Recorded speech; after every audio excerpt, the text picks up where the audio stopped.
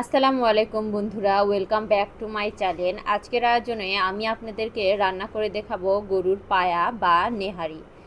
পৃথিবীতে হয়তো এমন খুব কম মানুষ পাওয়া যাবে যারা এই রান্নাটা খেতে পছন্দ করেন না।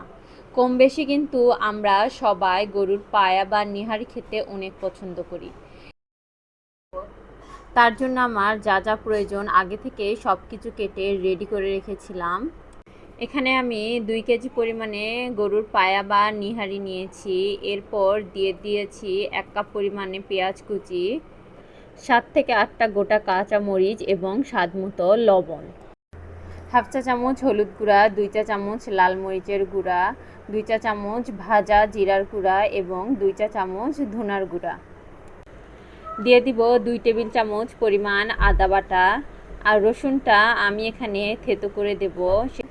নিহারিতে কিন্তু রসুনের পরিমাণটা বেশি হলে খেতে কিন্তু বেশি মজা লাগে। থেতো করা রসুন তো দেবই, সঙ্গে নিহারি হয়ে আসার আগে 4-5টা গোটা রসুনও দিয়ে দেবো, যেহেতু রসুনটা আমার অনেক পছন্দের। এখন গোটা মশলাগুলো দিয়ে দিলাম 7-8টা গোলমরিচ, 4 থেকে 5টি সাদা এলাচ এবং 2 থেকে 3টি কালো এলাচ। সাদা এলাচ এবং কালো এলাচ আমি মাঝখান থেকে ফেড়ে দিয়ে দিব। আর দিব 2টি তেজপাতা, সঙ্গে দিয়ে দিব 1 টুকরো দারুচিনি। এখানে আমি 2-3টি শুকনো গোটা মরিচ দিয়েছি ফ্লেভারের জন্যে, আপনারা চাইলে না দিলেও পারেন। এরপর রান্নার তেল দিয়ে খুব ভালোভাবে সবগুলো মশলা নিহারির সঙ্গে মাখিয়ে নেব। সবগুলো মশলা ভালোভাবে মাখানো হয়ে গেলে চুলাটা অন করে দিব। এখানে আমি প্রথমে পানি অ্যাড করব না, চুলার উপর বসিয়ে দিলেই এমনিতেই নিহারি থেকে কিছুটা পানি বেরিয়ে আসবে। সেই পানিতে হাই হিটে কিছুক্ষণ রান্না করে নেব। এরপর আমি এখানে কুসুম গরম পানি 4 গ্লাস পরিমাণে দিয়ে দিব। পানির পরিমাণটা চুলার জালের উপর নির্ভর করে কম বা বেশিও লাগতে পারে।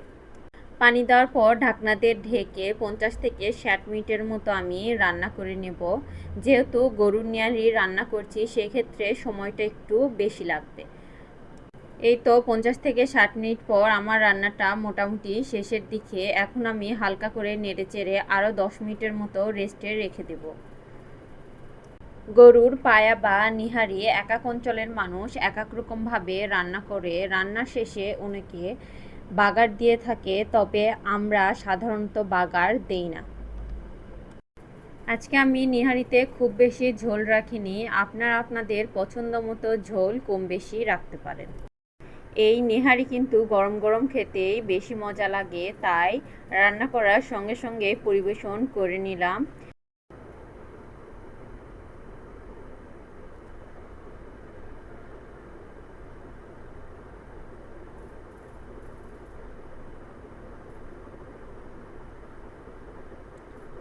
উপর দিয়ে কিছুটা পেঁয়াজের বেরেস্তা ছড়িয়ে দিলাম, তাহলে কিন্তু স্বাদটা আরও কয়েক গুণ বেড়ে যায়। আজকে কিন্তু আমি হাতে মাখিয়ে নিহারিটা রান্না করেছি, তবে আমার কাছে মনে হয় রান্নাটা খেতে যত না মজা, তার থেকে আরও অনেক সহজ হলো রান্নাটা তৈরি করা। আপনাদের বোঝার সুবিধার্থে আমি একটু হাত দিয়ে ভেঙে দেখিয়ে দিচ্ছি রান্নাটা কতটা পারফেক্ট হয়েছে।